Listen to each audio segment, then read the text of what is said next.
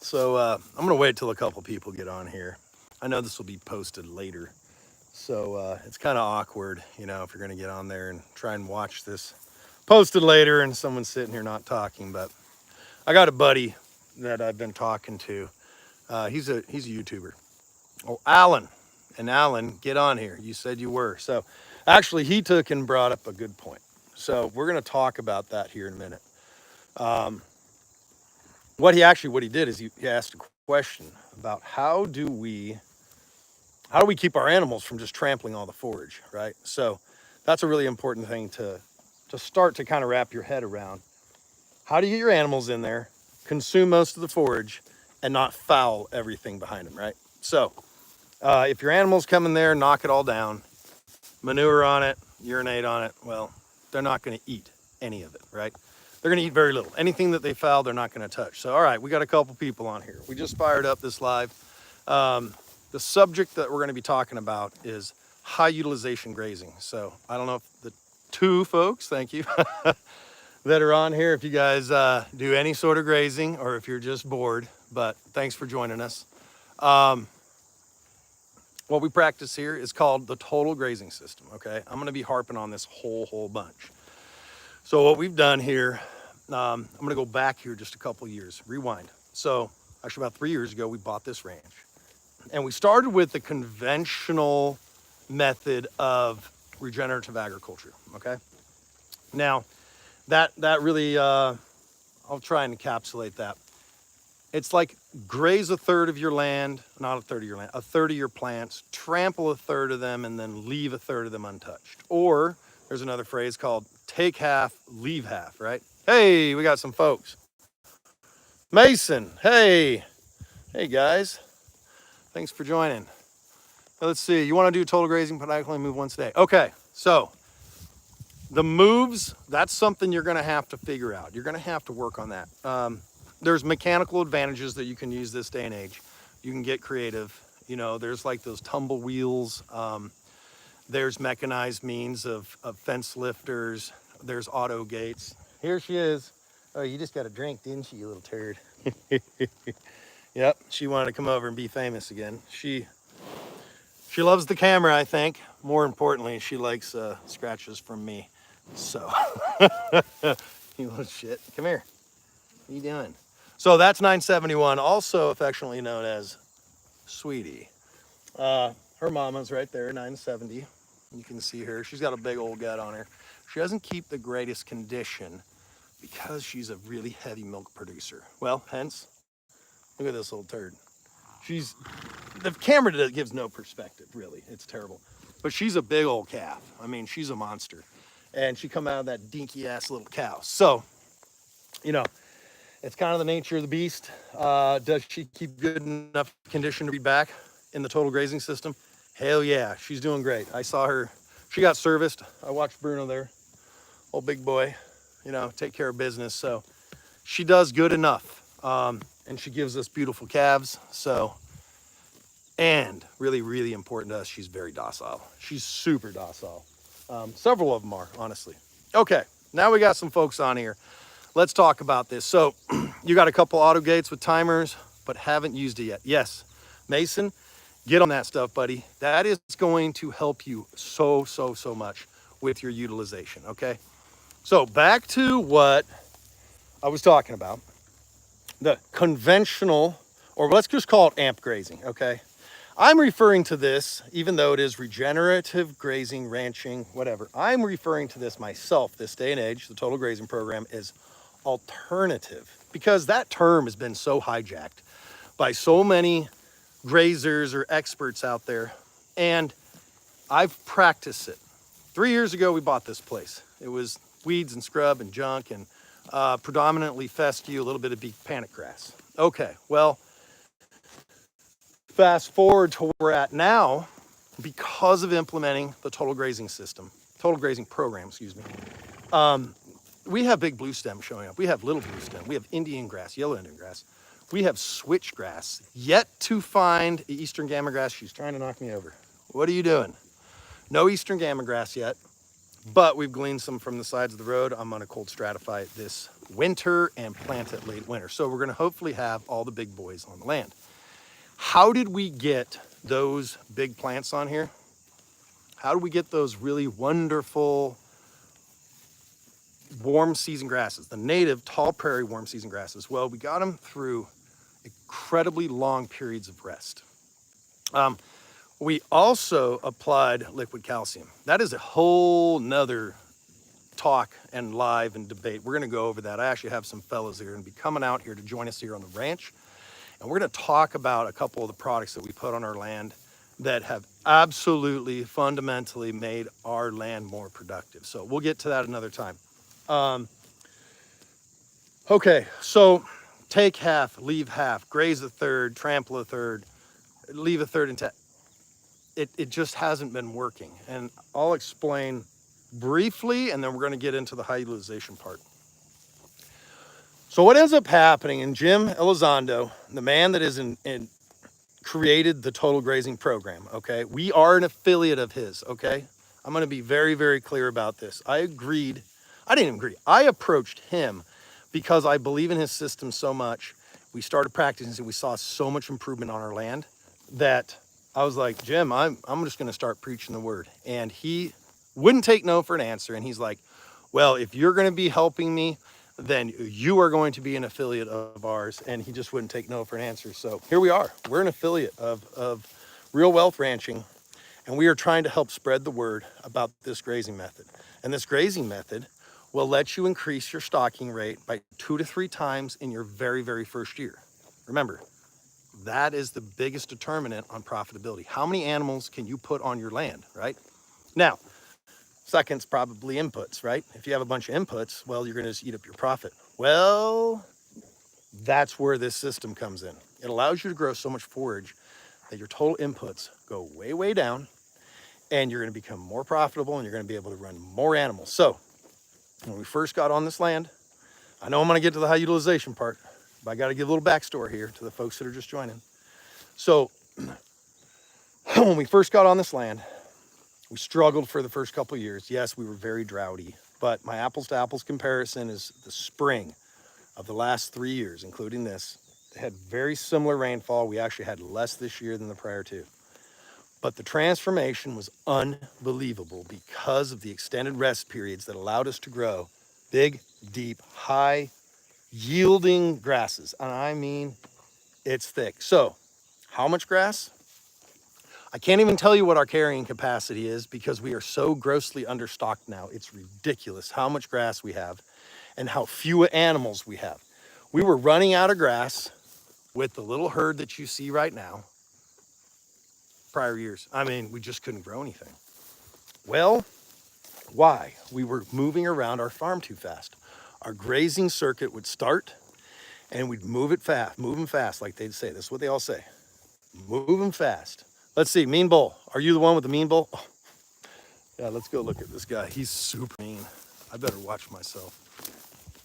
Now, he doesn't like the selfie stick, I'll tell you that. He's got a big ass horsefly trying to eat him right now. This is Bruno. Bruno is a ferocious beast, as you can see. He's a vicious, vicious boy. Yeah, say hi, Bruno. Hey, buddy. Yeah, he's ferocious. So we took and couldn't grow grass because we were circulating around our farm too fast. The guru said, in the spring, get your cattle out there and move them fast during spring green up. Well, all you end up doing is tip grazing. All you're doing is taking grasses that are way too high energy, way too much protein, and not enough fiber. So you end up scouring your animals, and likely you're giving them ruminal acidosis, which is terrible for them, and you'll end up with all sorts of sicknesses later on in the season. You're gonna have pink eye and foot rot and just, dude, you'll get it. You're gonna have respiratory issues. It destroys their immune system, right? Their gut is their health. So if you kill their gut, you kill the animal. So we were going out and doing that. We were circulating around the farm. I mean, God dang, we'd be around the whole ranch in 40 days, 30 days from spring green up. That don't work, folks. you're back too soon. You can't be grazing grass that's this tall or this tall. You know, it's not ready. You have to take and identify and learn when your grass is ready to graze. And the total grazing program, Jim teaches you all this stuff. I'm gonna throw it out there right now for anybody that's on there. If you look down in our description of this video, since we're an affiliate now, you can use the code TICKCREEK. If you look in there, if you want to take any of his courses or classes, you get a 15% discount. That's pretty awesome. So anyway, in the description again, there's links to his courses and classes. You can get a 15% discount. Check it out. Oh, the nudge is back. So we were going around our ranch way too fast, didn't have the recovery, and by the time we got back, the grass wasn't recovered, and we grazed it again, and it was just this downward spiral, and we would just spiral and spiral until we had no grass, guys.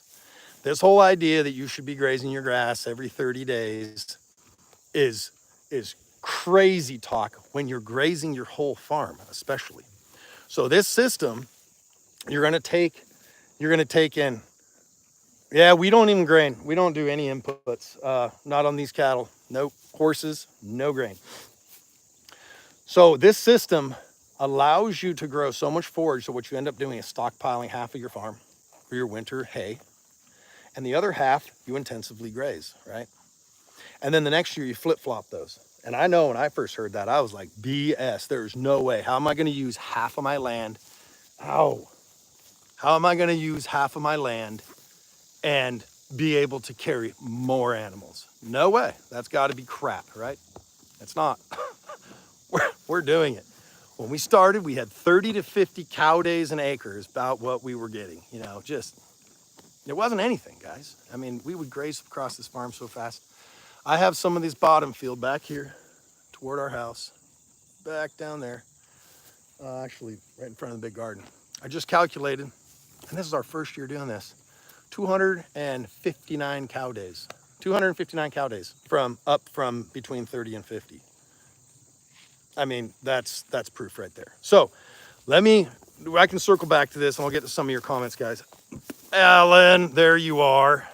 Me here, thanks. Finally, gosh, I put this on for you. I'm just kidding. Okay, so let's look at some of this forage first. Does that look rank, nasty, and terrible? Maybe some would say, but I'll tell you what, that is some high quality cuisine. This stuff, let's take a look at it real quick. We got a lot of this is actually fescue, and it's vegetative. Here's my knee, and this stuff is currently above it. There's some stuff over there that's definitely higher than that. We had some areas where we had blades of fescue 38 inches long, vegetative, no seed head. How does that happen? Really happy plants. If your plants are happy, they don't want to go to seed. Why? Well, when a plant goes to seed, it's his reproductive cycle. What typically turns a plant to do that? Well, sometimes, well, people say it can be heat and change of season, length of day, all that stuff. But more importantly is what? Stress. Heat, lack of water, low energy reserves. Low energy reserve of your plant will also put it into stress, and that thing goes to seed, goes out of vegetative state, goes into reproductive. Now what? You're not growing forage. Well, when you have a really, really happy plant, and I'm starting to see it now, that was another thing. I was like, that's BS, dude. All grasses just go to seed. That's what they do. Not when they're happy, not when they're healthy, not when you have humus in your soil, not when you're increasing your liquid carbon pathway into your soil. And how do you do that? Mature plants. So how do we not trample these mature plants to death and not harvest them? Well, I'm going to show you a really poor example, because right now we're not doing a good job of high harvest efficiency. Why? Well, I'm taking a little different approach and I'm a little crazy.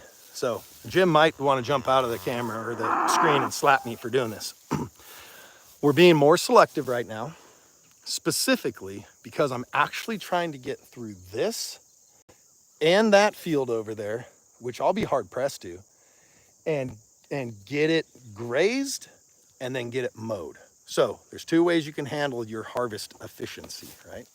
Well, ideally, you want to put it through one of those So it comes out of there on the ground, leaving its protein and ability to build beef, right?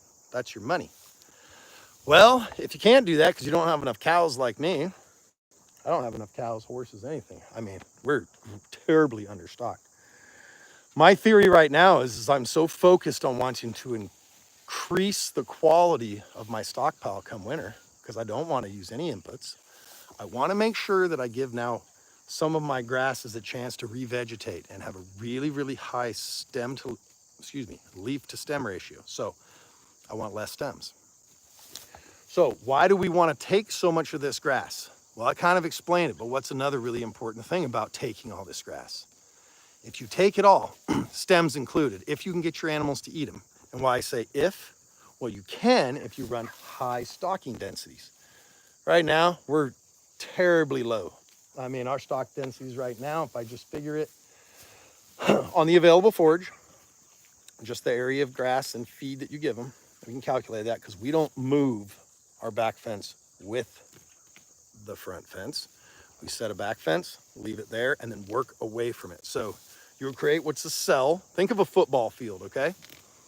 We start, and at the back of the end zone, all right, where the goalpost is, that's where we set our back fence. And day one, our first paddock inside of that, or break, we call them, inside the cell, we put the front fence at about the 5-yard line, okay? Why do I say the 5-yard line? Well, we want the first cell to be large. Now that's just for us because we have a unique situation. Remember, this program is very, very adaptable for everybody out there, all climates, all regions, because we have those things. And if you know anything about horses and cattle, well, horses rule cattle. There's not a cow out there that's going to take and bow up to that big girl. Maybe a big, nasty, rank bull might mess with her, but she is 2,100 pounds. And we got some other horses in here. It doesn't even matter how big horses are. They rule. And cattle, if they get pressured by those horses, will get the hell out of their way. And if in doing so, they don't have the room, they're going to go through your fence. So, again, the back fence is at the goal line. Actually, excuse me, or the goal post, the back of the end zone. And we set our first one at the 5-yard line. And then 4 times a day, depending on harvest efficiency, not always 4, but optimally 4 if you're going for a high harvest efficiency. High harvest efficiency, somewhere between 80% and up, okay? That means you're gonna take 80% of all the forage. And then we move it, say, every 5-yard line.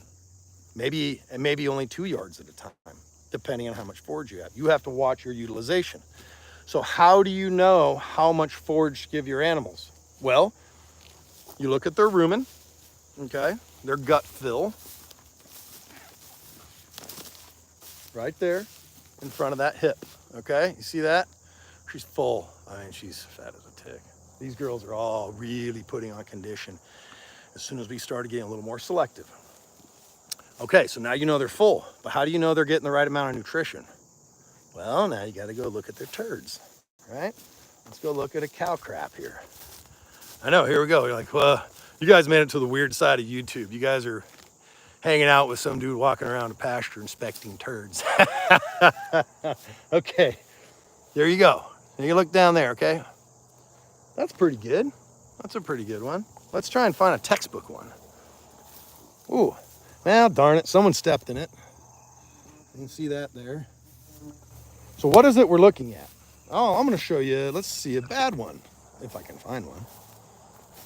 Why is this manure, what we call our manure score, why is it so important? Anybody know? Please leave it in the comments. Let's see if anybody's here engaged. Ooh, there's a pretty good one. They must have let that one out while they were still moving. What you're looking for is a manure pat that is, you know, like, hey, Rob. Hey, good to see you, buddy. You're looking for a manure pat that is like pancake batter. You want it pretty thin, pretty runny, right? And I mean, you can literally hear the money shot when it comes out of them at a distance. It's like splatter, splatter, plop, plop, plop. Oh, you know, you got a good one. You don't even have to look at it, really. You can just hear it. So why is that important? If it's thin like that, well, it means you have enough energy in the manure. If you have a really stacked up, which some of us will refer to as like the cinnamon roll look, it looks like a bunch of cinnamon rolls stuffed together. If I could find one, I'd show you, but all their manure's looking good. That means they have too much fiber. And if they have too much fiber, well, they're not getting enough protein. They're not getting enough energy, enough starches, carbohydrates. Why is that all important?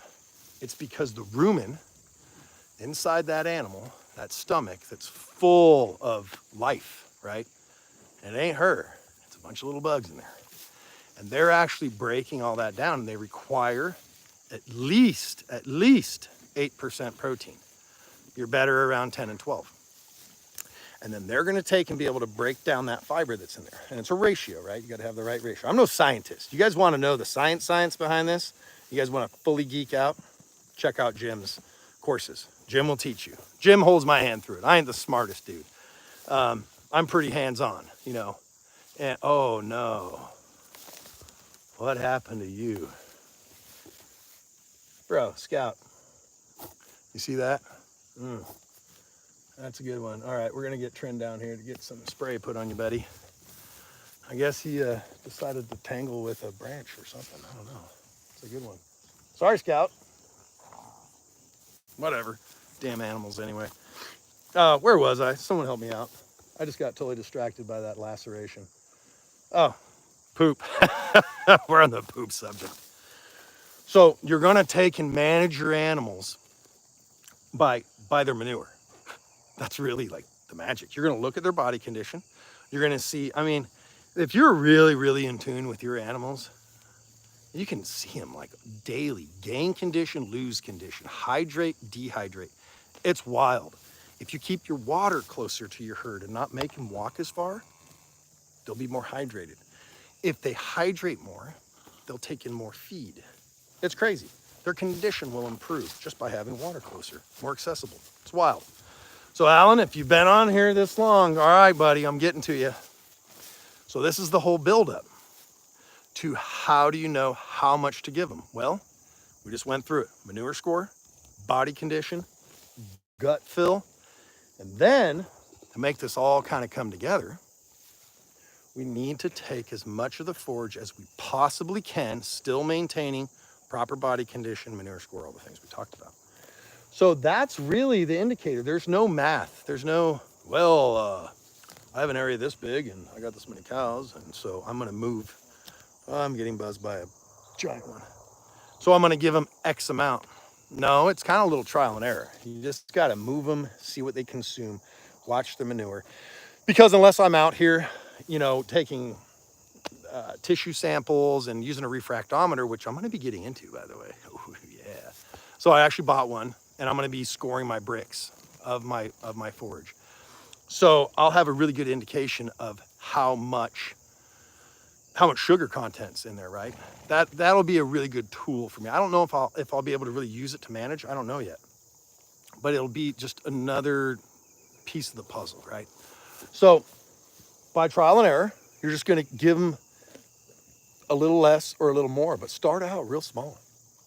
This fence, because this forage is so thick, I'm guessing just looking at this right now, compared to what we were in, there's 250 cow days an acre right here. Easy, maybe more. I mean, this stuff is dense. See that, how it's starting to lodge? Well, what kind of grasses lodge? Anybody know? Put it in the comments. You know? What's a C3 grass? What's a C4 grass? And what is the importance of C3s and C4 grasses? What are their traits? What are their characteristics? What's great about a cool season grass versus a warm season grass? I'll wait. Let's see if anybody knows. So you can just tell there's a lot of cool season grasses in here because they're falling over, right? Well, why are they falling over? Because they have less fiber, less structure. So they just they flop over. Warm season grasses, typically, unless they're very young and very vegetative, they're full of fiber and they're robust. You can drive through it with a four-wheeler and the stuff just goes thunk and bounces right back up after you drive over it. These are all things I didn't know when we first started. Oh my God, we didn't know. I'm just like, why won't this is back when we were tramplers, right? I was like, why the hell won't this crap stay down? I was getting mad. I was like, what's wrong? The animals aren't heavy. I mean, what? I didn't know. This stuff just kept standing up. Well, that's because it was a bunch of beaked panic grass. It's a warm season grass and it was mature. So it won't trample. It just stands up, stands proud, right? It's all stemmy and they don't like it. So just move your fence. Like some of the guys that are at the best of this, at really high utilization, they're moving their fence literally like a foot or two. That's it. And they have a whole row of cows. They might have 300 cows literally shoulder to shoulder like this. Here's the fence. And their faces are just right here, grazing right under the wire. And they move it just a couple feet, a foot. And they constantly move it all day. They just nudge it forward. They graze it to the ground. Literally, I mean, there might be stubble like that. And whatever they don't graze, they trample it and just murder it. And the ground almost looks like it's been rototilled. All the stuff we're told not to do by the traditional AMP grazers, take half, leave half, whatever. Those guys all tell you to trample most of your forage on the ground. And I'm not going to sit here on a high horse and say that's right or that's wrong. I'm going to tell you through my observation in our situation, that shit don't work, guys. It don't. It shades out your growth points. It suppresses germination and new seedling growth. It just don't work. They're trying to feed the soil from the surface by mashing stuff on top of it, okay? Any of you guys in the comments, gardeners, please tell me real quick. Any gardeners, just hit something. Oh, by the way, if you're on this video, guys, it would really help me out.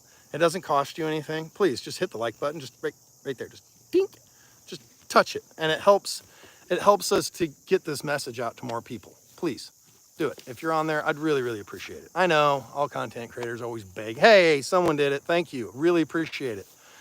Yeah, I mean, seriously, it's pretty sad in this day and age that we're out here, you know, content creators doing all this stuff for people to push a button. That's all we're hoping for. Just tink, that's all it takes. We really, really appreciate it. So move your fence very small distances and make them eat it. Now, if their manure starts to stack up, give them a little more. Don't make them eat quite so much. You're looking for 4 moves a day, if you can do it. You don't have to do it 4 times a day. The goal is to get to the point where you can do it 4 times a day. Now, when you're just starting out in the total grazing program, again, discount code TICKCREEK if you want to take any of Jim's classes. You get a 15% discount. It's right there in the description of this video.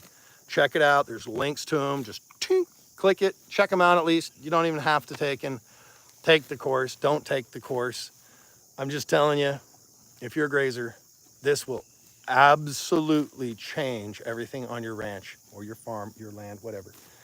No matter how many animals you have. It could be 5 animals. It could be 5,000.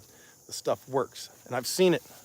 I just spent, I was down on, I don't know, what was that, 5,000 acre ranch down in Tallahassee, Florida. And they've been practicing this and they have grasses finally coming in where they didn't, right? The stuff works. So if you can't move 4 times a day, move 2 times a day. 1 time a day is better than 1 time every 2 days, right? Anything is better. The more times you can move it, the better it is. So just think of it as something's better than nothing, okay? And so when you first start this, you might not be sold. You're like, oh man, this is snake oil, right? I don't know. But when you start seeing the results, you're going to be like, oh, hell yeah, I can move these things 4 times a day. No problem. Absolutely. I want to now, because you're going to grow so much grass. And when you grow all that grass, you're going to see your profitability. You're going to see your land health improve so much. You're going to be able to put so many more of these on your land, which ultimately make you the money, right? I know I'm going to keep harping on money, but what is the number one most important thing on a ranch, a farm, agricultural endeavor, any business? Anybody know? Ding, ding, ding, ding. Profit. If you can't make a profit, you can't stay on the land. If you can't stay on the land, you can't improve the land. So if you're ecologically minded, you got to make money if you want to correct the environment, if you want to have that kind of impact, you know, whether you're in it for climate change, whether you're in it for profit, whether you're in it for a hobby, whatever, this system works and it works really well. So again, Alan if you can, just set up to where you just nudge it forward. Now, if you ain't got time to do it 4 times a day, I get it. And like Alan says, and I've seen this now. So Alan Westerfield, if you're still watching, you better be. We have some sheep. We're just starting to learn about sheep. You know, I'm a sheep dummy, so I'm trying to figure it out. Rotational grazing is a must as well. Yes, I mean, this is rotational grazing to the 10th power, super extreme, 100th power. This is like the most extreme form of animal husbandry and land management out there, hands down. Let's see, Howdy just got done baling hay since 4 a.m. this morning. Good job, buddy. Jacob, I like it. I like a young man that works hard. You know, that's what we preach around here. I'm a ball buster. I make my boys work hard, but you know, they're all very accomplished. My 25-year-old, he's got his own construction company. My 18-year-old is one of the most accomplished carpenters I know under the age of 25, 30. I mean, the dude can get it done, and he's only 18. So he's been with me since he was knee high, right? So we're big on trade skills. Learn a skill, you know. If you can work with your hands, you can always feed yourself. So back to where I was. Just move your animals as frequent as you can, right? Context is everything, guys. You get the big heads out there talking, oh, this is the only way to do it. If you can't do it this way, you're an idiot. You're stupid.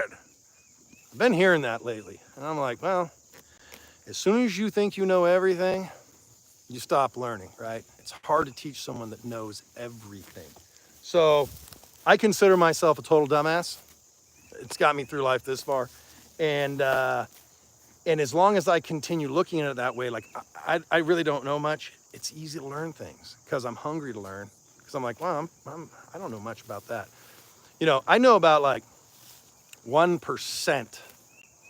1/10 of 1% of what Jim knows about this. So if you really want to know, you need to check Jim out. Real Wealth Ranching. So Alan was saying about the sheep. And they're selective grazers. Oh my gosh. So he runs a bunch of sheep. He's got a YouTube channel, Alan Westerfield. Check him out. He's a nut. He cracks me up, dude. That guy gives me a laugh every day. Sheep are terrible selective grazers. And what did he say? What'd you say the other day? You said sheep are so selective they can sort pepper from fly shit. That's a good one. I'm going to use that. And they do. So this is going to be definitely a learning curve if you're just running sheep. I'm no expert in that, so I wouldn't even know how to tell you how to run them. But my advice would be, I think logic would dictate that you're just going to move your fence over like any of these animals, just a tiny bit, and make them eat it. And see if they can't travel around and, you know, have an expedition where they won't foul at all. See, that's the worst thing that happens. I noticed that with sheep. As soon as they take and trample it down, they're like, ew, I'm not going to touch that. I'm like, yeah, damn it, all that good forage. And they just turn their nose up at it. They'll sit there and damn near get skinny on you looking at perfectly good forage. Oh, Kona, my dog. Yeah, they'll just look at perfectly good forage and be like, I'm not touching that, little prima donnas. So, out. Kona, out. There she goes. She knows how to get out of the wire. The calves, I don't mind it too much, but the big cows will start getting a little bit excited. She loves working the calves when they get out. That's her favorite thing. So, yeah, guys, just move your fence. Just move it over a tiny bit. Get their heads underneath it. They won't foul it. They'll eat way, way more. So as I'm sitting here preaching, you know, high utilization, yeah. Look at all that crap I'm leaving. It's terrible. It makes I want to cry almost. But I have a plan. And so I'm just trying to get them through here. We're going to eat as much as we can, reasonably put a massive amount of condition on these girls because, man, that's some high zoot stuff right there. And I mean, this is the end of August. Come on. Dude. Who's got grass like that right now? Who's got grass like that? And now we have been getting rains. I'm not going to lie, but guess what? Rain alone doesn't grow more grass. I got lots of neighbors around here. They got the exact same amount of rain as we do. And guess what? A little secret. They don't have grass. They got a lot of weeds and brush. So it's just management. I'm not smart. I'm not smarter. I'm not better. I'm just choosing. Oh, there we go. There it is. There's a money shot. Didn't I tell you? You hear that? Perfect, like right on the money. Okay, so some of you, if you're squeamish, look away. Trigger warning. That's a beautiful manure pat. So we know that her rumen is balanced and she's getting plenty of nutrition. And how do we know that also? Gut fill. We know she's getting plenty. Well, obviously I'm standing on ridiculous amounts of forage right here. But oh yeah, might actually, let me get from the front. You're gonna be able to see that so much better. What's up, girlfriend? Uh-oh. Oh no, the big scary stick. Let's look around there. So this is where you wanna look, right? Right in front of that hip. You see a dent? Hell no, she is so full. They all are. They're very, very content. Very, very low stress. That's another thing. Low stress stockmanship. When you handle your animals and you're around them this much, they become extremely docile. Crazy docile, right? Well, what happens when you have a bunch of animals that are really mellow every time you come around them? Well, less stress. Less stress, better animal performance. It all goes hand in hand. All of it. Let's go look at, I know that was a whole lot of talking, Alan, to get to, hey, move your fence just a little bit. I'm an idiot, but it's fun. I enjoy it. You got a bunch of people on here, and I haven't even been looking. You're a fan of horses? Yeah. Beat your dad up? Well, I hope I don't have to. Not unless you start saying amp grazing's better. Just kidding. Let's see, 506, here we go. This chick right here, she's the shit. This girl, she's probably the best cow in the herd. Why do I say that? Let's just look at her real quick as she gets hammered by that horsefly. Oh, sorry, girls. Yeah, we've been getting into some bad horseflies. Let's just look at her. There's girls in here that are thicker. Okay, 5'11". Sorry, got a 747 on you, just drilling. 5'11's outstanding, outstanding. Has anybody asked what kind of cattle these are yet? If you haven't, I'm highly disappointed in you. I think you need to ask. These are South Pole crosses. The girls, they're actually supposedly 3/4 South Pole. They're a composite. But our bull, he is a full blood, pure blood, full blood, yeah. And so, you know, a couple generations, you got South Poles, basically, straight up. These girls are all expressing, well, I shouldn't say all, most of them are expressing genetically South Pole genetics, except her. That is a Hereford Red Angus cross. Outstanding animal. Anybody, oh, here we go. Here's a hot button subject. South Pole cattle. I have South Pole cattle. They're good. They're pretty good. Yeah, they're real good. But they're not the best. There's better cattle out there, guys. And guess what? There's better cattle than what I have right here in every single breed that's out there. There's good cows in every breed. So this whole idea that if you don't have this breed or you don't have that breed, all you have is crap. That's crap. There are good cows in every breed. Now, there might be a very disproportional amount of good to bad cows per breed, but there's good ones everywhere. I've seen some amazing Black Angus. They're a little shorter Black Angus. They're not all super leggy and tall and massive. They're built more like her, right? A little more compact, lower to the ground. They have great condition. Now, I don't know how, though, they would perform in this system. Adapted genetics is super, super important, guys. If you don't have the right genetics, and what genetics am I talking about? Well, the genetics that are going to thrive first off in your environment. That's first and foremost. So if you're in a northern climate, well, don't let some dickhead sell you a bunch of freaking super slick cattle. They'll freeze. They won't have enough body hair, right? They'll freeze in the winter.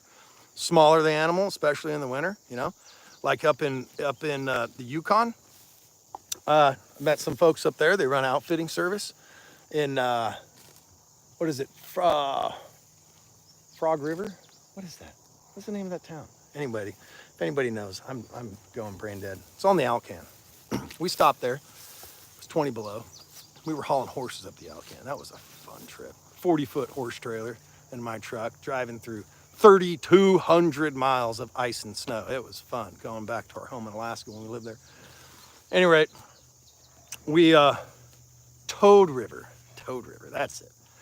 Anyway, they have a whole bunch of horses, and when they first started up there, they had a lot of their herd just freeze to death. Done, just ice cubes, right? Why? They were too small. They were just straight quarter horses, and they didn't have the body mass to retain the heat, right? So there's, I can't remember the law of, what is it, the proportion of interior mass to exterior surface area.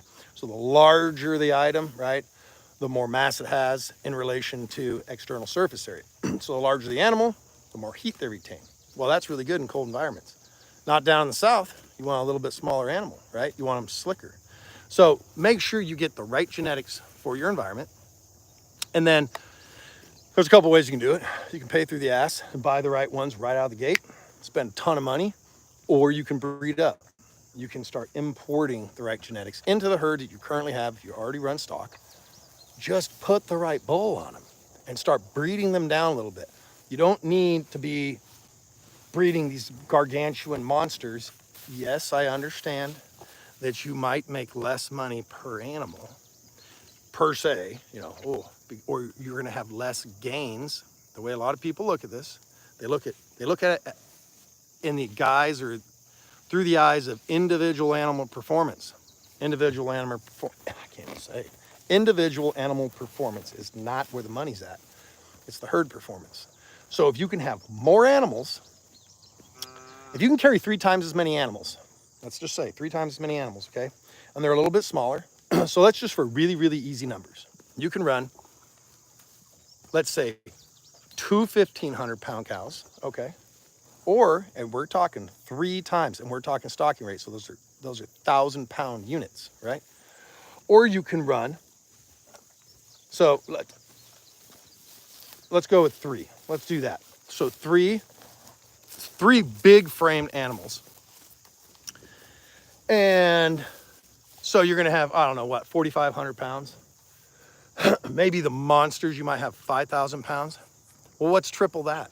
That'd be 15,000 pounds. What if you put 15,000 pounds of little animals on your land? Smaller framed animals that require less inputs. So now you go to the sale barn, if you're a commercial, you know, you run a commercial breed and you're just gonna sell them at the sale barn, commodities market. And you're gonna get docked, you know, 10%, 20% over the blacks, the big, you know, the stuff that they really, really want. Well, so what, man? You've got 3 times as many pounds of beef going through that sale barn. Don't you think that makes up for that little bit of deficit and getting knocked down? Because you know what feedlots really, really hate? Feedlots hate fat cows. They don't want a fat cow because they get paid on the gains. So they want to bring a cow in that has the genetic potential that's been selectively bred for a really long time to fatten really, really well and gain a ton on grain, but not necessarily on grass, because how do they make any money if they're bringing in a fat cow already, right? So that's where the profit's going. Those guys are making it. The rancher's not making it. The feed store's making it. The packers are making it. And you as a landowner, rancher, aren't making the money. So this whole program that Jim will teach you is you will learn how to maximize profits on your land. Productivity, right? Productivity equals profits. You'll have less inputs. This is a super low input system, guys. Here we go. Here's my fence. Whoo, that's expensive. We got one little tiny strand holding back all these animals, all these fierce animals. That's it. That post and that wire. That's it. And over there, let's go talk about that real quick. I'm gonna show you my elaborate watering system, and this is crazy. I mean, this thing it's pretty expensive. I don't know if all you folks can afford one of these, but we'll see. Maybe someday, if you save enough money, you can buy one. Not everybody's as rich as me. So give me a second. I'm gonna show you this thing. This is eye-popping. It's really high tech too, so I don't know if you guys are smart enough to be able to build one of these. So, ready? Bam! Oh man, that thing must cost, I don't know, all said and done, 50 bucks. It's got a diaphragm style, full flow valve that does require pressure, not gravity. See that little thing? Oh yeah. What's this ball for, you might ask? Well, that's so at a long distance, I can see if there's water in it, right? If the hose has a problem, ruptures, something happens, the valve breaks, I don't know. From way over there, I can see that little red thing sticking out the top. I know they got water, no problem. That is a little dinky 30-gallon trough with a $11 float. I think that trough was probably, I don't know, at the time, I think I bought it for like 35 bucks. Now, that was before, you know, before this amazing economy we live in now. That thing's probably $4,000 now. But yeah, I got hardly anything in it, right? And that little tiny thing right there supports about 24 units, 24,000 pounds animals. Now, some of you might say, if you're into livestock, well, aren't they going to be fighting over it? Nah. Well, if you keep your animals at a long distance from your water from your animals, guess what happens? They won't leave in singles. They leave in 5, 6, 8, 10s to go water. It's just the nature of the beast. So when they get there, you better have a big trough, otherwise they're going to be fighting for it, right? Well, we always keep that thing really close. They don't have to walk far. We talked about that earlier. The closer it is, the more frequent they'll water. The more frequent they'll water, the more they'll intake. They'll eat more feed. They'll have better condition. I've seen it with my own eyes. I don't know if there's science out there to back that, but my observation tells me it does. Every time I keep the water closer and cleaner. Give your animals clean water, guys. Don't be lazy. I'm sorry, if your only option is a pond, please don't let them go stand in it, muck it up, crap in it, because then they're gonna have to drink that. That's gonna put a lot of stress on them. And what did we talk about again? Stress. Animal performance is gonna really, really suffer. So, you know, do these girls look like they're stressing? No. We do everything we can here to keep our animals as happy as possible, right up to the very end when they catch a bullet between the eyes, the ones we eat. You know, it's kind of hard. You know, you learn the little idiosyncrasies of them. You try not to personalize them, you know, humanize them. But that guy right there, that poor guy that's getting eaten by big ass flies, we treat him as best we can right up to the end. And that guy, I'm going to be processing him here probably in 8 weeks or so. Look at the horse flies on him, guys. I have been really, really struggling to get these horse flies killed and managed. I built a horsefly trap over there. It's only been catching some, but they've figured out that he's just dinner. And I have not been having much luck. So we're going to go to plan Z and keep trying to manage these horse flies. They're so bad down here. And they are just laying him out. Ugh, I hate it. It pisses me off. These are probably some of my least favorite creatures on the ranch. I'll take ticks over these damn horse flies because they're just, see, Bruno knows I'm going to smack the horse flies when he's got one on it. Apparently at this time, he would prefer to be bit by it than let me smack the flies off him. But look at that. This poor guy's got like 10 giant horse flies on him. Ugh. It pisses me off bad. Now, I guess we could pour a bunch of rank, terrible chemicals on him and hopefully kill the horse flies, but then what? You know, you're poisoning your animals, poisoning your land. What do you do? So we're trying to be creative. That thing's been catching some, but just not enough at the moment. I hate this. It actually really makes me mad. I don't want to fucking shoot. Get a shotgun and shoot these things. They're about big enough. You almost need one. Yeah, sorry, girl. I know it's rough. So, yeah, we're going to keep experimenting with that and try to figure it out. But, you know, you're going to need the right genetics. If you start out and just go full on, full bore, hey, yeah, let's just do this 4 moves a day, 90% utilization in the middle of summer, you'll kill your cows. You'll starve them straight to death. So you can't do that. That's something you kind of have to ease into. And hopefully you have good genetics to start with. And then you guys can get it popping, right? You really start seeing the improvements. But you're going to see it regardless. If you just stop wasting so much forage and leaving it on the ground, suppressing everything. Okay, back to, remember when I asked you, anybody here, gardener? Any gardeners, please let me know. Just say thumbs up in the comment if there's a gardener here. And if you are a gardener, then you would probably know that one of the best mulches you can put down is what? Grass clippings, right? If you take grass clippings, mow your lawn, take those grass clippings and pour them down on the ground, wherever. Does anything grow through them?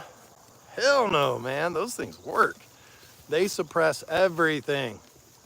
So what do you think's happening when you're trampling down massive amounts of your really awesome forage? Do you think you're gonna encourage germination and seedling growth? Why is that important? If you've got grass, some of you might say, well, you got grass, what's the big deal? Well, there's this little thing called interplant spacing. And that's the amount of total plants in any given area. So if you go and like measure out, say a yard or a square yard or a square foot, and it's the amount of plants that are in that specific area.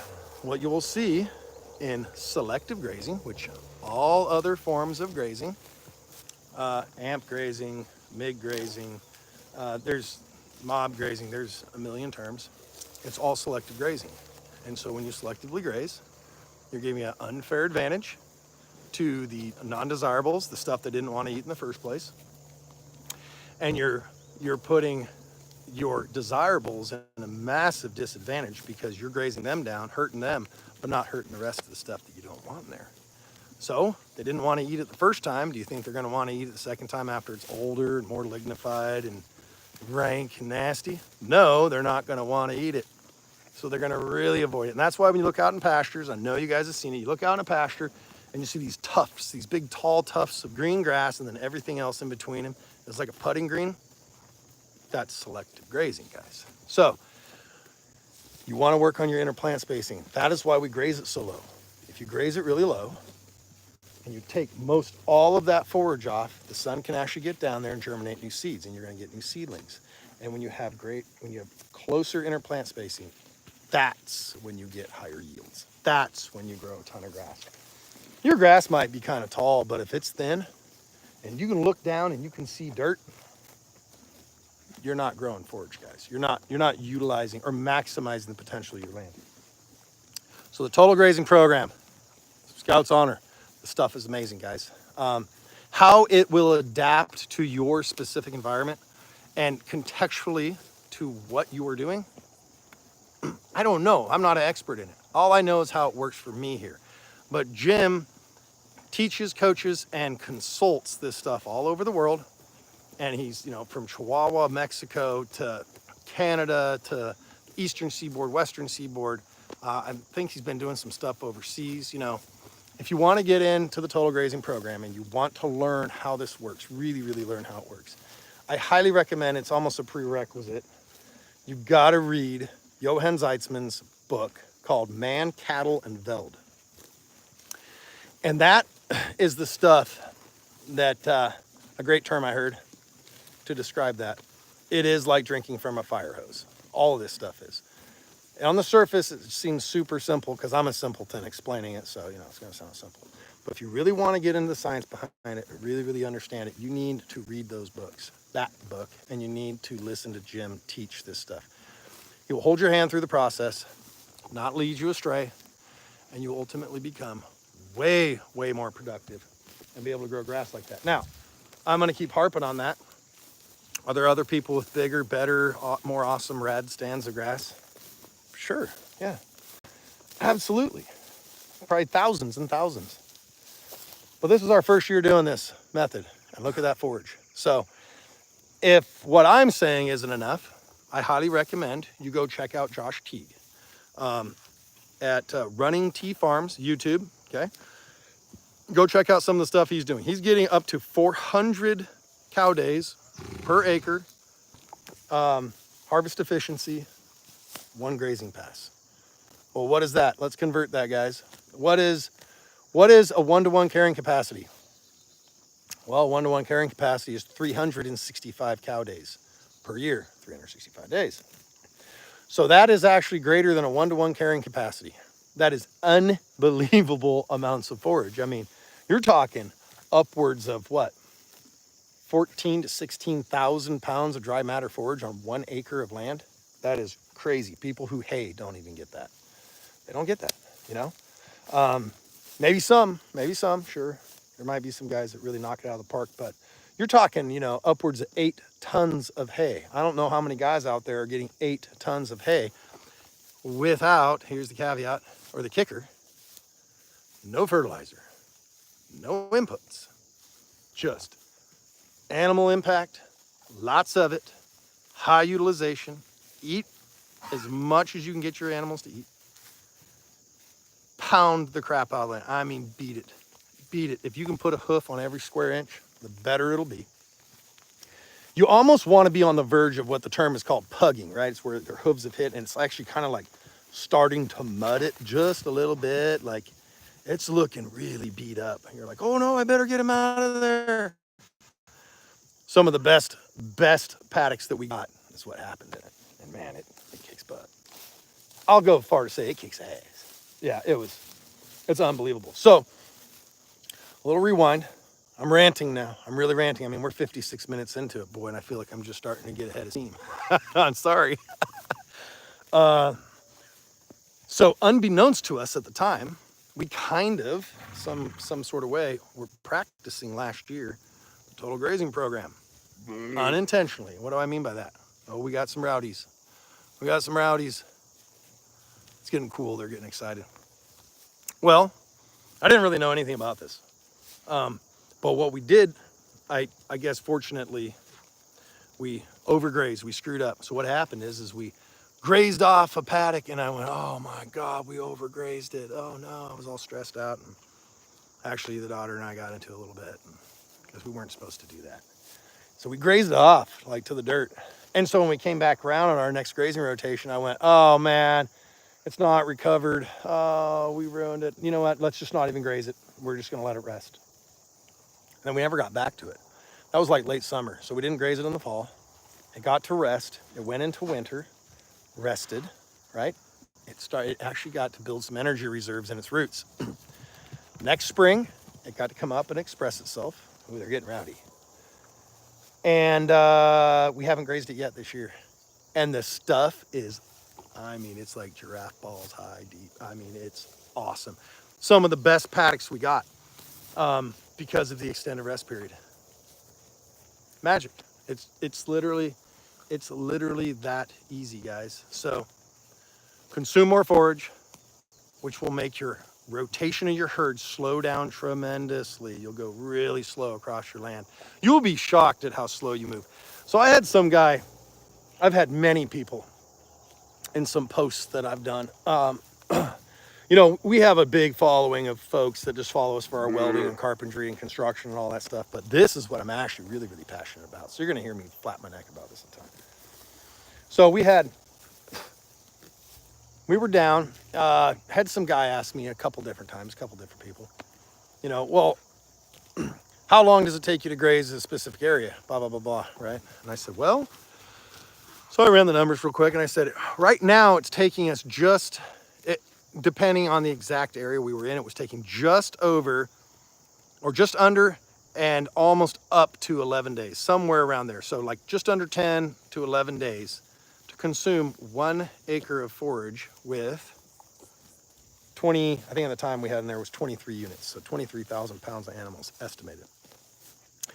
And they were, I don't know if they called BS or not. They were, I think, a little, let's say skeptical. They were a little skeptical that that's what was happening. But that's what happens, guys. When you're only able to graze 4,000 square feet of pasture, and there's over 43,000 square feet an acre. If you're only grazing 4,000 square feet a day because you have so much forage and you're utilizing it all, well, guess what? Yeah, it takes you 10 days to graze 1 acre. And when you have,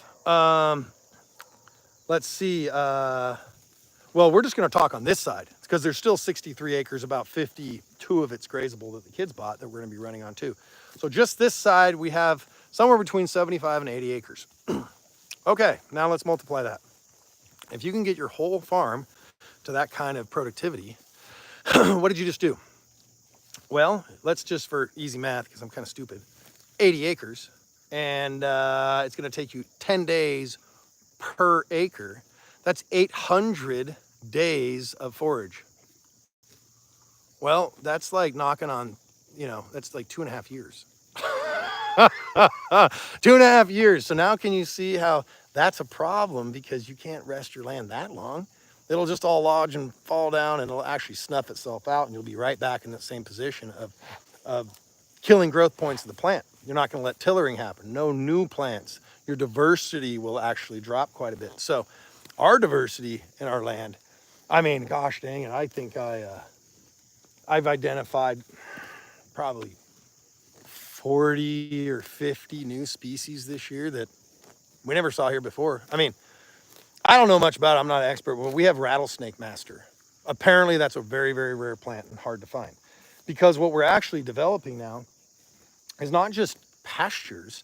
We're actually starting to develop prairie, and prairie is unbelievable. That's the ecosystem you want. You don't want a monocrop, a monoculture of just cool seasons, right? So some of the biggest heads out there, the grazing management that they practice, what happens? Well, they pretty much have a predominant stand of just fescue and some cool season grasses, and almost no warm season grasses whatsoever. So you always hear them talk about, oh, we're going into the summer slump. Well, yeah, that's because you're feeding them endophyte infected fescue, which is a poison to the animals. It makes them hot. They can lose their feet and their tails and their ears and all this stuff. It reduces circulation. It's terrible stuff. And so you're feeding them a strict diet of that crap, especially when it's non-vegetative. So it's not growing, so you don't have much to feed them, and what you do have to feed them is poison. Well, that's a pretty great recipe for disaster, right? So if you increase your biodiversity and you have warm season grasses and cool season grasses, well, what do you think you're going to have? You're going to have a much more diverse plate, salad bar for the animals. So what ends up happening, and this took me a long time to realize, there's not a growing season and a dormant season. I guess I just always originally was like, oh, well, it's warm out, and so there's green stuff out there growing, and then it gets cold, and now there's brown stuff, and nothing's growing. Well, what you actually have, and you have to manage for it, and this program, the Total Grazing program, again, 15% discount if you guys want to check it out. It's TICKCREEK. That is the code. If you look in the description for all of Jim's courses, check them out. You can save 15% by using TICKCREEK. This system automatically allows you, just by proxy, to manage better for the actual 3 growing seasons. Well, what do I mean by that? Well, you have your spring green up. That's your cool seasons. They're going to come in, right? Predominantly where we're at, it's like, you're going to have legumes, obviously fescue, some, Kentucky bluegrass, and a smattering of other cool seasons. There's some natives that come in, but those are the big ones. Okay, well, what happens when it starts getting hot? Well, those stop growing. What should be growing now when it gets hot? Well, your warm season grasses. Those are your C4s. Those are successional plants. And why are they there? Well, they're there to fill the void in the succession of the growing season. So then you should have warm seasons that are allowed to come in and express themselves and mature, right? And then as it gets cooler, you're going to have the cool seasons come in again. So if all you ever do in the spring is go out, race around your farm really fast, and keep rotating, and trampling, what do you think happens to all the warm season grasses that are trying to come in? Well, you're kicking their ass, man. You're trampling all the cool season forage over the top of them, especially the brand new little shoots that are coming up. That warm season grass now has this thick mat over the top, and you smashed it down on top.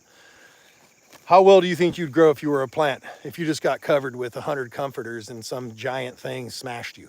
Not too good. So they need the sun, they need the opportunity to come up, and they need the opportunity to vegetate and grow and mature and all the good things.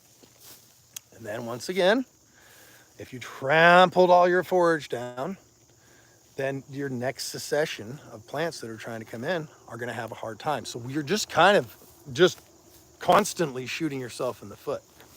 from one season to the next, it's just this snowball effect, and it just gets out of control. And that's what we were doing. We were total grazing idiots, wrecking everything. You know, were we doing better than the open all the gates, let them have all the farm? Oh yeah, yeah. We're not even talking about that. Anything's better than that, guys. Anything. I don't care who you are, where you are. I will argue that till I'm blue in the face. If you open all the gates, let the animals have everything, that is overgrazing. Why? Well, because they graze it off. And then what happens? The most desirable plants they graze. And as soon as that plant starts to come back, which it's growing, coming back, not from photosynthetic activity from the other blades of grass that you just trampled the crap out of on the ground. It's growing back from energy reserves of the root. And it starts coming up, and it's going, yeah, oh, I have a chance. And then here comes this big asshole cow and eats it off again. Chomp, chomp, done. And now that animal has taken energy reserve from the plant, and it's weakened that grass. And so it's going to lose some roots. It's going to lose some energy, and it's going to continue to recede and get smaller and weaker as they continue to back graze. That's what we call back grazing or overgrazing. It's not the severity of the graze. It's not how much grass you take right now. If I come in and I'm a cow and I just tear all of this off right here, I'm just gonna shred every bit of it. Oh, wow, look at those plants. Oh no, those plants, I overgrazed them. No, I didn't. I didn't overgraze them. If that starts to grow back and they come and eat it again, now I overgrazed it. So that's the difference. That's where this whole system works, guys. So again, another giant word salad. You know, I got some people on here, got 310 watching right now. Anybody who's on here, please, I'd really appreciate it if you would click the like button. It helps us a ton. I'm out here running my neck, entertaining people and trying to educate for literally the cost-free option of you going dink and just pushing the button. I know all of us content creators beg for it, but it's the only thing that really helps us out, you know? I mean, honestly, if you don't like our videos, people don't get to see them. So if you want more people to learn about how to make their land more productive, the environment better, more biodiversity, better things for more wildlife, help us spread the word. I really appreciate it. So let's see. I'm gonna go through some comments now. I've been just running my neck, consuming the oxygen. Sorry, no, we're not hiring there, Stone. We're just a family operation. Let's see. Do you send soil samples? Yeah, we have done soil samples, not Texas A&M, but we've sent in many samples, and we're gonna be fixing to do another set in the spring. And what's most important to us is organic matter, right? So basically humus. That's what we're looking for. We're looking for long cycle carbon, long life. So there's two types. The type that you trample on the ground and you top feed. That's the most common that everybody seems to like to do. Like to trample all forage. And they're going to feed it from the surface. Well, you see core samples pulled from those ranches and farms that have been doing that for 20 years. I'll just say this. There's about that much dark soil on top. That dark soil, that's carbon. And why is it just close to the surface? Well, because they're surface feeding the soil. And and the roots of the plants are very underdeveloped. They're very short because they're constantly grazing it too frequent. And the more you graze it, the weaker the plant is, the more frequent you graze your plant, the less recovered it'll be, the less established its root system will be, and the less, what is it again? Anybody know? Liquid carbon will be pumping into the soil, less. So again, I'm not a scientist. This is a regurgitation of scientific literature that's out there. This is the stuff that Jim preaches in his classes and teaches and preaches in his classes and courses. I've been on site in the field with Jim. He's a wealth of knowledge. He's way smarter than me. He's so smart, it's hard to follow him. He's a trained agronomist. He's a dairy nutritionist. He's got more accolades than I can even remember. So This is the stuff you'll learn from them. And once you start learning it, it kind of brings it, look at that white forehead, gee. It brings it all into focus, right? And that fence is hot, isn't it, Kona? My dog just got hit by 10,000 volts. That'll teach her. Oh, she's running home too. She's like, enough of that business. I know it sounds mean, but I got hit by that thing a couple days ago. Damn, I'll tell you, man, it hurts so bad. I went on like a 10-minute cussing spree, I think. It hurts all over from head to toe. Yeah, so, you know, those soil samples that are taken, or core samples, they're a little different.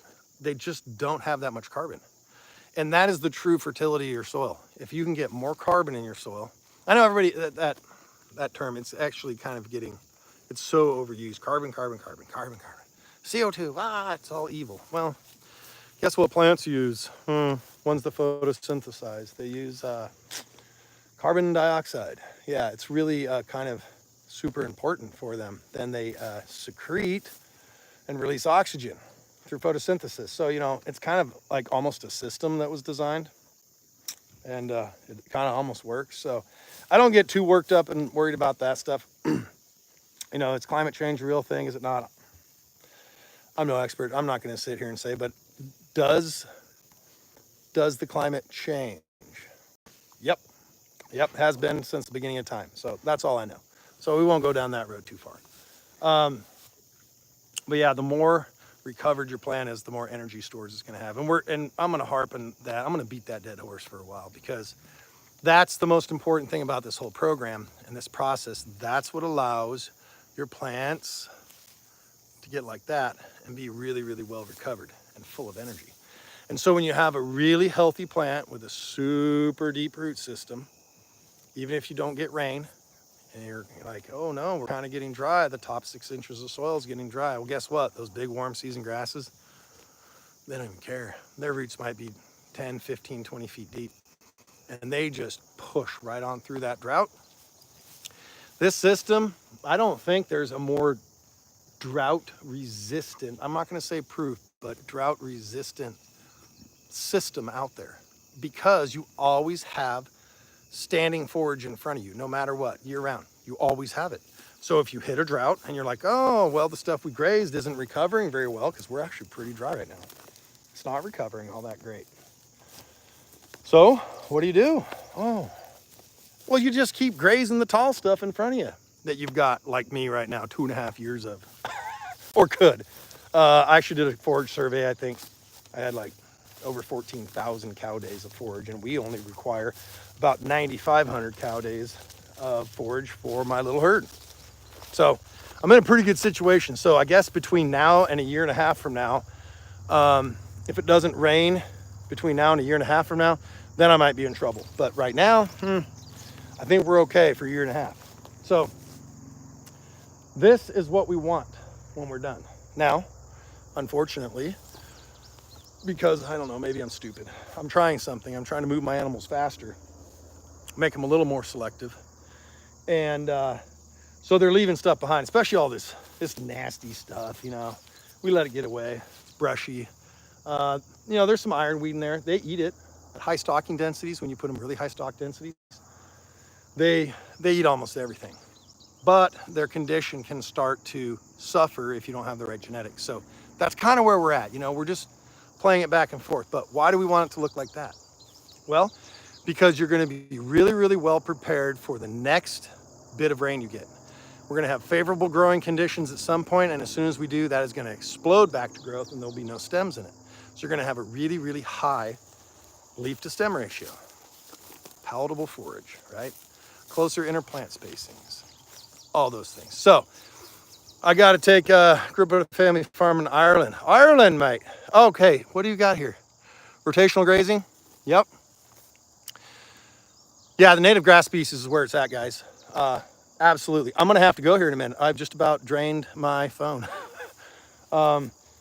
Yeah, I'm a big proponent of native warm season grasses, or natives in general, right? They're the most well adapted for the area. Soil conditions, length of year, daylight, I mean, temperature, everything, especially pH of your soil, right? Warm season grasses, they don't really care too much about That's acid soils, they grow right through it. Everybody's always trying to correct their pH so dramatically and stressing out about soil pH all the time because they're so hyper focused on trying to grow what? Non-native cool seasons like Kentucky 31 fescue. Is fescue a great grass? Yeah, because it stockpiles really well. It has high protein content in the winter, which it's a really good tool and a really good grass to have in your sward. But don't have a 75 or 90% stand of fescue. You'll suffer way too much in the warm seasons, right? So that's what we're looking for. We're trying to find that right balance. What is that right balance? I don't know exactly. All I know is this is working for us right now really, really well. We have a ton of forage ahead of us. The farm is just covered. The hill up there, oh my gosh, it is so deep. I mean, it's mind blowing. I'll do a live up there here coming up here pretty soon. Show you guys kind of what we're working with. Some of the paddocks that we've grazed behind us and mowed and what their recovery is. Yes, diversity, absolutely, John. Diversity is where it's at. Monocultures and monocrops, it's bunk. That's why, you see all these massive monocrop farms, which I'm not going to argue if that's right or wrong, but they really seem to have really heavy pest problems, disease. There's just not enough supporting other species in there, right? So more biodiversity, and this program does it. So check Jim out, Real Wealth Ranching. We got links in the description of this video. Also, if you want to take any of his courses, there's a 15% discount if you use the code TICKCREEK. That is us, TICKCREEK Ranch, of course. And it'll totally fundamentally change your whole grazing system. It'll lessen your inputs, and your profitability will go way, way up. I mean, we're not going to buy hay this year for fear of running out of hay. I might buy like 10 bales in case we get some nasty snow or ice. Other than that, I've got more grass than I know what to do with, so that's my problem. I need more cattle. I need more horses. It's amazing. It's what I'm passionate about. You know what? Let's just go look at this really quick. I want to see something here. God, this thing's too far away. Yeah, damn it. Yeah, see?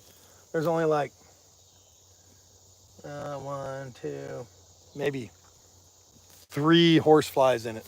I got to figure out how to get it closer to them. And I don't know. That's another work in progress. Those horseflies are something else. Absolutely. So let's see. Oh, hey, something else. You guys are still there. We are discussing putting on a grazing clinic here on the ranch come November. Maybe early November. We haven't, nothing's in writing yet. Jim's actually not going to be around in the month. I would have really liked to do that in October. September's too soon for us. He won't be around. So if any of you guys are interested in a grazing course, it'll be here on our ranch. We need to get it probably at least 30 people to verbally commit. And then we'll go through and we'll put it on. It'll be 2 days, could even possibly 2.5 days on the ranch. Jim will be here speaking. He'll teach you the whole program. And I went to the one in Tallahassee, and it was phenomenal. It was great. It was really amazing to see it in practice. He'll go through the grazing program, adaptive genetics, optimal calving season, the nutrition pillar. Animal. It's the whole thing, guys. It's not just there's grass goes on it. You make poop on it. There's too many of those guys. But yeah, if you're interested, please, comments, grading course, yes, or I'd like to come, just something simple. Please let me know. Feel free to email us also at TICKCREEK417 @gmail, and we can kind of discuss some of that stuff. Lunch will be included. We'll probably give you guys coffee and stuff, drinks, beverages. Lunch included. We'll just cruise down the ranch here. The first half of the day is he's got a PowerPoint presentation. He'll talk to you guys, tell you what's up, kind of get your feet wet, and then we'll go out and we'll look at the animals, and he'll come out here and tell me in front of everybody what I'm doing wrong, what I'm doing right, what animals he likes, which ones he doesn't. You know, pulls no punches. It's just, this is very, very educational. This is to help others take and learn how to do this and improve their land and improve their profitability. It's not about, oh, look at me, I'm the amazing rancher, I'm so awesome, I'm gonna beat my chest. No, I'm still figuring this out, you know. In the grand scheme, I'm an idiot. I'm still working on it. I'm still figuring it out. But I'll tell you what, the little bit that I do have figured out, whew, man, it's working. And it is working so good. It's so, if you can't tell how excited I am about this, because the amount of improvements that our land has had in such a short period of time is absolutely mind-blowing. So maybe I'll be able to even talk to the boys at Agritech and get them out here. They can talk a little bit about soil health. As far as some inputs, we did put some inputs on this land. I'm gonna straight up tell you, they sent us Agritech International, again, snake oil, snake oil salesman. Well, apparently they're one of the foremost experts and sales companies in snake oil because the stuff works. We put it on, liquid chelated lime. Did it change our pH a lot? No, it actually didn't really change our pH much. But what it did do is it allowed optimal growing conditions. And in optimal growing conditions, what happens? You grow more forage. If you grow more forage, you can graze more animals. When you grow more forage, you move slower across your farm. When you grow more forage, you can put more animal impact per square foot of a given area and improve that land faster. So it all comes together. It meshes together and makes this system work. Now, can you just put animals on the land and improve it? Yes, absolutely. Do you want to jumpstart it and get it faster, get there faster, get more production quicker? Yeah, absolutely. So if adding, you know, $30 to $60 an acre to improve your total forage output, that's only for you to decide. I'm not going to tell you that's what you need to do or should do. You know your budget. I don't. Again, everything is based on context. Just because it works for this guy or that guy doesn't necessarily mean it's going to work for you exactly like that. But I can tell you that this is highly adaptable to just about any situation. Is it going to look like this here, the total grazing program in Missouri, as it does in Nevada? No, it's going to look very different. You might not even be able to identify it as such. You're going to be like, what is this? Oh, it's the total grazing program, trust me. So again, it's highly adaptable. Hit us up if you want to do the grazing course. I see there, John, you said you'd like to come. Awesome. That would be great. So like I said, 30, we want to do somewhere between 30 and 50, not anything over that. We want to keep it very personal. Jim really wants to be able to answer everybody's questions. People can ask questions of me. I mean, if I can answer something, we'll show you stuff around the ranch. You know, we'll do a little meet and greet, show and tell, whatever. It should be a really, really good time. And I'm super looking forward to it. If we don't put one on this fall and we can't get enough committees, then we're going to take and do one in the spring, probably somewhere around, actually, we're going to do the one in the spring regardless. So let's just get that out there. May, sometime in May, haven't hammered it down. We'll make announcements soon. But I'm really looking forward to this fall one, you know. So at any rate, I'm going to have to go. Really appreciate you guys sticking this through with me and listening to me just run my neck. But again, I'm super passionate about this. This stuff is amazing. And it's made me very excited to be a rancher. Let's put it that way. You know, it's really probably one of the most rewarding things I've ever done in my life. And I've done some pretty cool stuff. I've been all over. And I don't know, maybe I'm just a simpleton. It's pretty good, guys. If you can get yourself some of this, you got to get some land, get some animals, live the good life. I appreciate you guys. We'll see you here soon. We'll do some more lives. And I'm really liking this live thing. I don't know if you guys like it as much as me with these highly edited videos, but man, that stuff, I feel like I'm connecting way better with you folks. So I enjoy it. I appreciate it. Thanks. And we'll see you around on the next one.